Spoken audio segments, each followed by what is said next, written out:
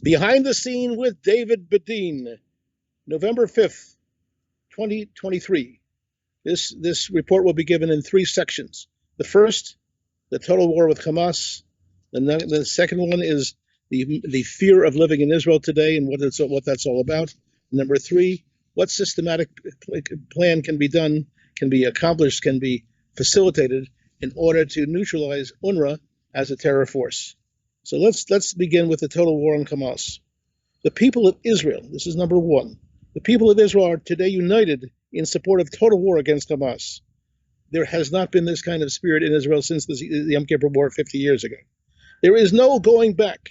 In that context, the people of Israel have yet to come to realize that you cannot defeat Hamas without neutralizing the two enablers of Hamas, both of which are protected by the United States government. That's UNRWA and the Palestinian Authority.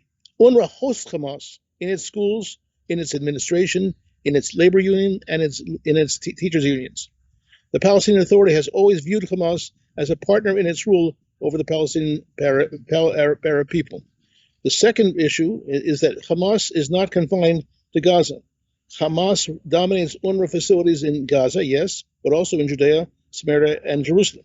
The unkindest cut of all are Israel's friends around the world, who continue to demand an independent Palestinian Arab state, even though that state has expressed, which is dominated by Fatah, has expressed full support for the Hamas war on Israel and the massacre that took place on October 7th, 2023, also known in Israel as Simchat Torah.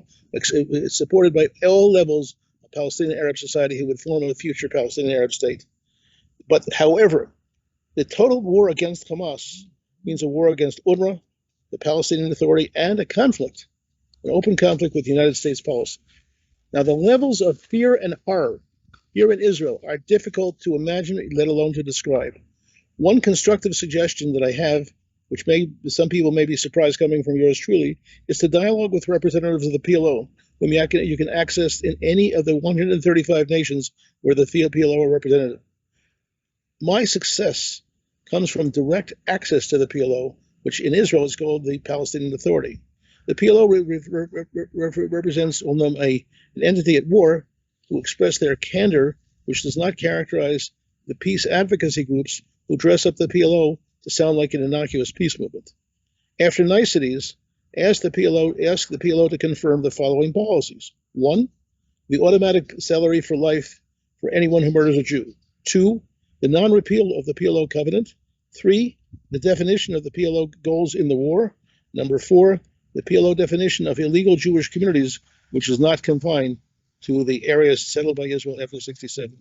And finally, make sure you ask the PLO about their position on the 200 or so hostages. There are different estimates of how many are being held right now by Hamas. The PLO does not by any means represent the Arab people, since the PLO was imposed by force of arms on that people in 1993.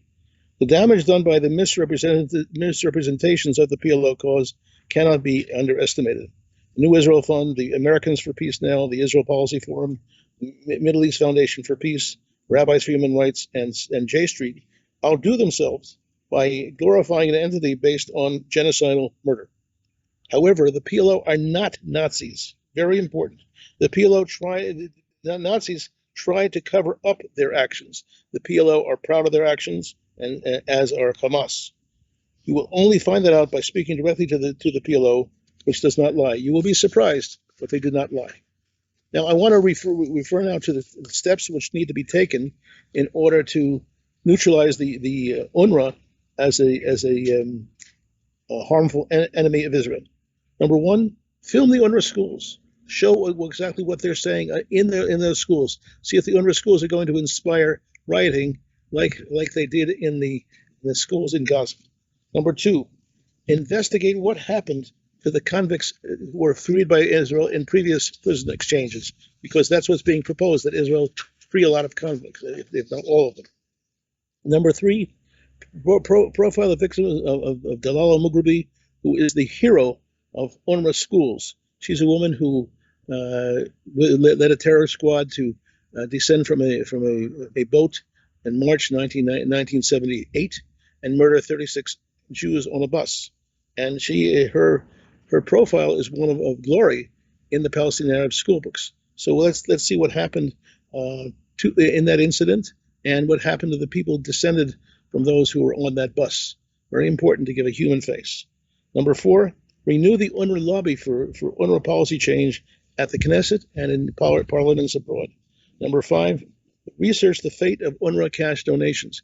Everyone talks about humanitarian supplies.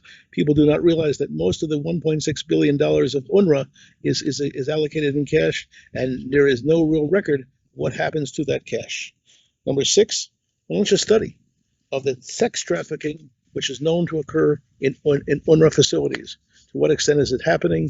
To what extent are UNRWA funds being used for that purpose? That would kind of defy the purpose of UNRWA. And finally, two other major subjects. Commission a photo exhibit.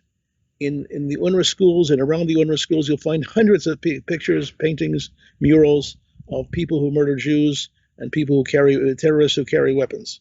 And we commissioned a photographer to take pictures of the schools in Bethlehem, and we produced 915 pictures, which are horrific. This is what a United Nations facility should look like. And last but not least, conduct an inquiry in which we find out how to denazify a generation of brainwashed UNRWA youth. We have to get the best think tanks and research groups in the world to figure out how to reverse a process of brainwashing of 25 years, where children from UNRWA schools were not only trained to hate Jews, but to murder Jews. As a matter of fact, I would even say not to hate Jews at all.